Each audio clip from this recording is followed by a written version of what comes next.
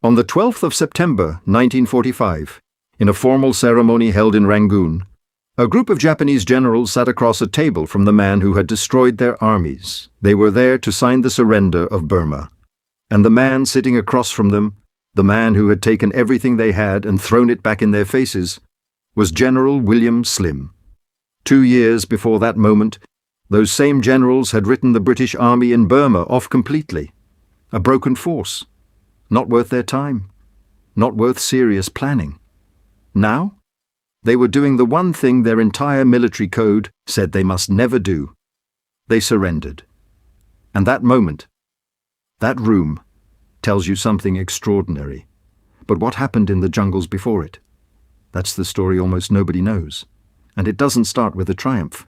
It starts with the single worst defeat in British military history. By 1942, Japan had ripped through the British Empire across Asia like it was made of paper. Singapore? Gone.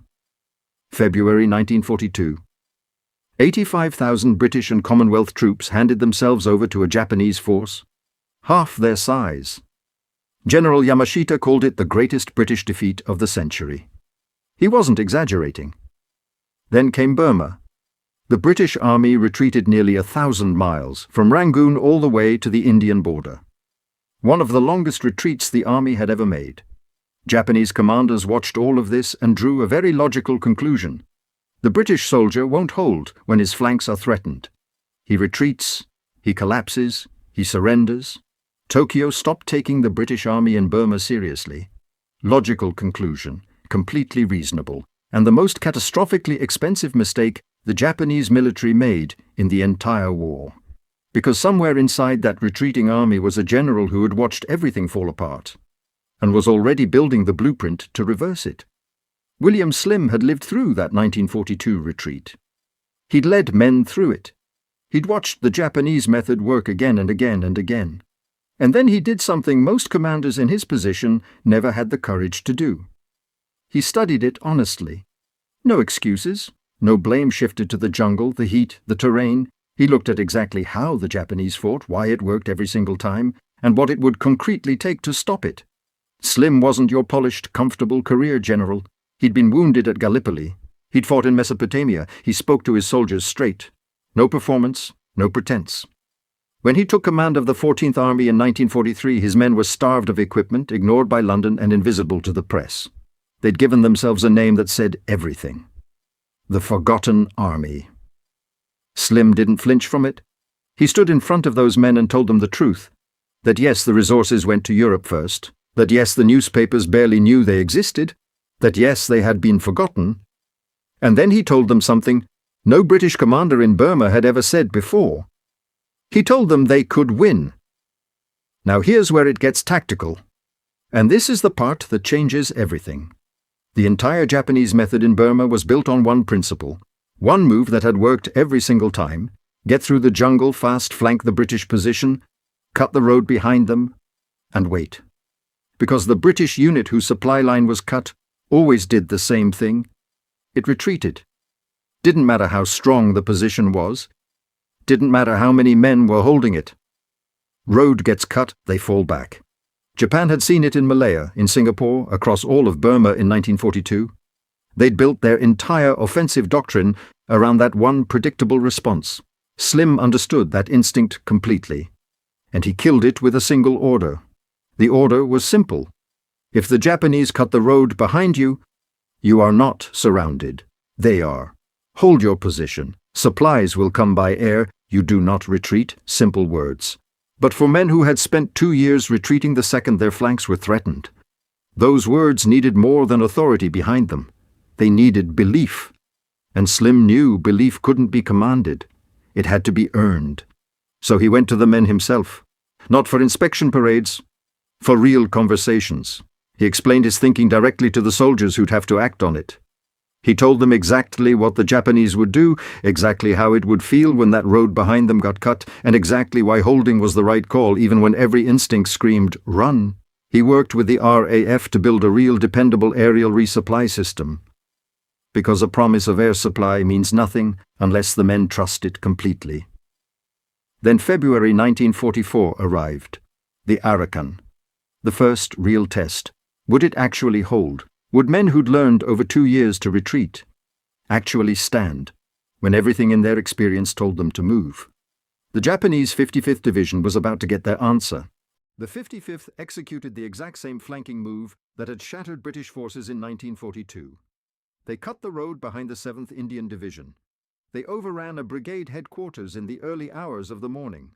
In 1942, that triggered withdrawal and then total collapse. What happened this time stopped the Japanese cold. A Japanese soldier who survived that battle described it years later. His division had expected to walk through the British rear areas and tear apart their supply lines. Instead, they found the rear areas defended just as ferociously as the front line. Cooks, drivers, clerks, admin troops who in any previous battle would have already been prisoners, were fighting at close range and refusing to give an inch. The RAF was dropping supplies from the air. The encircled division was being fed. The Japanese couldn't process it. The 7th Indian Division held its perimeter for 17 days. The 55th Division took over 5,000 casualties against a force it had expected to destroy in 48 hours. One Japanese intelligence officer wrote urgently to his superiors. He said the British conduct in the Arakan matched no pattern observed in any previous operation. He recommended an immediate reassessment before the next major offensive. His recommendation arrived too late, because the next major offensive was already on its way, and this time it would not be the Japanese launching it. March 1944. General Mutaguchi crosses into India with the Japanese 15th Army. His plan is bold. Strike toward Imphal, cut British supply lines, collapse the whole structure, and open the road to India itself. But to reach Imphal, his forces first have to pass through a small hill station in the Naga Hills, Kohima. It sat on the only road the British used to supply Imphal from the north. Mutaguchi handed the job of taking it to his 31st Division under Lieutenant General Sato. Sato expected to overrun the garrison in days. What he didn't know, what none of them knew, was that Kohima was about to become the place where everything Japan had built in Burma began to collapse. The garrison numbered fewer than 1,500 men when the Japanese surrounded it on April 5, 1944. Many of them were admin troops, hospital staff, line of communication soldiers who never expected to be front-line infantry. Sato had 15,000 battle-hardened veterans, 3 weeks of rations. He expected to be through Kohima and pushing toward Imphal within days.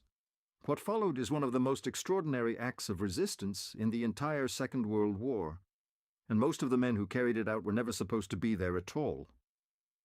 15 days into the siege, the garrison was still holding. The perimeter had been squeezed from every direction until, at its most compressed, the front line ran across a tennis court.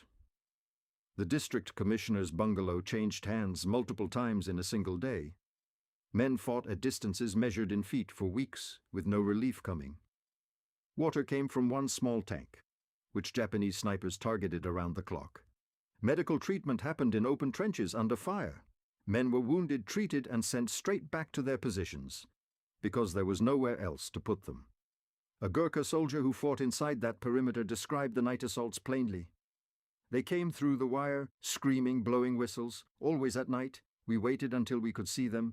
Then we opened fire. They kept coming. In the morning, there were bodies on the wire, bodies in the trenches, and the next night they came again. We were very tired. We did not think about stopping. There was nowhere to stop to. Sergeant Yoshio Nakamura of the 31st Division kept a field diary. As the siege entered its second week, he wrote that his division had attacked Garrison Hill 14 times.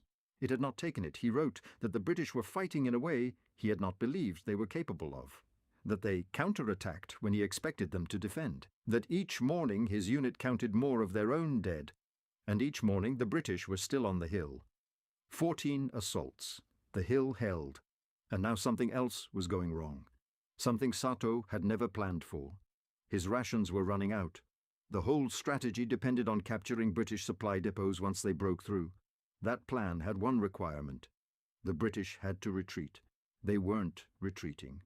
They were being resupplied from the AIR, fighting from positions that were shrinking, but never collapsing, and showing zero sign that assault number 15 would do what the previous 14 hadn't. Sato sent increasingly desperate messages to Mutaguchi. He needed food, ammunition, reinforcements. Mutaguchi sent nothing. One of the finest divisions in the entire Japanese army was starving in the jungle, while the garrison it was besieging was being fed by the RAF. That's when Sato understood what Mutaguchi refused to accept. The plan had failed, and 40 miles to the south at Imphal. It was even worse. Mutaguchi had expected to encircle the British garrison and starve it into surrender within 3 weeks. Slim had seen it coming. He'd pulled his forward divisions back before the Japanese advance could cut them off, concentrated them on the Imphal plain, and held, while Japanese supply lines stretched across mountains and jungle to the absolute breaking point. What Mutaguchi found instead of a panicking, collapsing British perimeter was a prepared army. Fighting on ground, Slim had chosen, air supply running, and a confidence, a settled, unshakable confidence, that the Japanese could be beaten. Captain Kenji Mori of the 15th Division kept a diary through the Imphal fighting. He'd entered the campaign believing it would be over fast. By the end of April, he was writing something very different. His battalion had attacked the same British position on a ridge above Tamu 11 times. Each time they'd expected to find the defenders weakened, ammunition low, will broken. Each time, the British were still there. The RAF aircraft came every day, dropped supplies to men his battalion was supposed to have starved into surrender. He wrote that his men were eating less each week and fighting more, and that the British seemed to be doing the exact opposite. His final diary entry was in the first week of June. His battalion had entered the campaign at full strength. It was now at less than a third of that. The ridge above Tamu was still held by the British. Through May and into June, as the monsoon broke over the Assam hills, the Japanese position went from difficult to desperate to catastrophic. Mutaguchi's army had entered the operation with around 85,000 men. By the time the retreat to the Chindwin began, losses in killed, wounded, and disease exceeded 50,000. But even those numbers don't capture what came next, because the retreat itself was going to kill more men than the battles had. The monsoon turned every track into swamp. Wounded men who couldn't walk were left where they fell. Men who could walk did so on starvation rations through rain that didn't stop for weeks. The track back to the Chindwin became known to every Japanese soldier who survived it by one name: the Road of Bones. That wasn't a metaphor. The track was literally marked, for its entire length, by the bodies of men who had fallen and couldn't get up. 30,000 Japanese soldiers died on that retreat. More than had died in the battles themselves. A survivor described it years later. He said they walked for 3 weeks through rain and mud, men dying every day from wounds, disease, and hunger. He said he kept thinking the British would stop following, that they'd be satisfied with what they'd achieved. They didn't stop. They kept coming. He said he thought they wanted to make sure it was finished. It was finished. 3 Japanese divisions, destroyed. The strategic initiative Japan had held in Burma since 1942, gone. Permanently passed to Slim's army. But Slim wasn't done. In early 1945, he executed the operation that would later be studied in military academies. He feinted toward Mandalay with his main force, drawing Japanese reserves north, exactly where they thought he was striking. Then he crossed the Irrawaddy far to the south and drove the 17th Indian Division in tanks and trucks to seize Meiktila, the central road and rail junction, the single point the entire Japanese position in Burma depended on. The Japanese commander had assessed Meiktila as completely safe from any thrust through that terrain. Slim had read that assessment and used it as the blueprint for his attack. Mandalay fell in March 1945. The 14th Army covered 300 miles from Meiktila to Rangoon in under 2 months, capturing the Burmese capital on May 3, 1945, ahead of the monsoon by days. The campaign that Tokyo had considered won in 1942, over. It had ended in the most complete land defeat Japanese forces suffered anywhere in the entire war. Which brings us back to that room in Rangoon. September 12th, 1945. The Japanese generals who walked into that room had commanded armies that had humiliated the British Empire across Asia. They had watched Singapore fall and assumed it settled something permanent. They had built an entire method of war around one belief about how the British soldier would behave under pressure. Now they sat across from William Slim, the general who had retreated with his men in 1942, who had rebuilt an army the world had forgotten, and who had destroyed 3 of theirs. Lieutenant General Kimura signed the surrender document without speaking. The others followed. No theatre, no performance. Slim had come to finish a job, and the job was finished. Lieutenant General Honda put it plainly afterward. The British soldier in Burma had learned to fight in the jungle, at night on short supplies over huge distances. He hadn't lost his firepower or his logistics. He'd added to them qualities the Japanese had assumed only their own soldiers possessed. And Slim understood the Japanese method of war better than most Japanese commanders understood the British. He used that understanding to destroy them. The 14th Army lost 40,000 dead in Burma. The Japanese lost over 180,000. The forgotten army, fighting in heat and monsoon and disease, in a theatre the world wasn't watching, with whatever Europe didn't need, had achieved the most complete land victory over Japanese forces of the entire war. Most of them came home without fanfare, without parades. The names Kohima and Imphal meant nothing to people who'd spent the war following news from France. A Japanese sergeant captured near Kalewa during the retreat was asked years later what had surprised him most about fighting the 14th Army.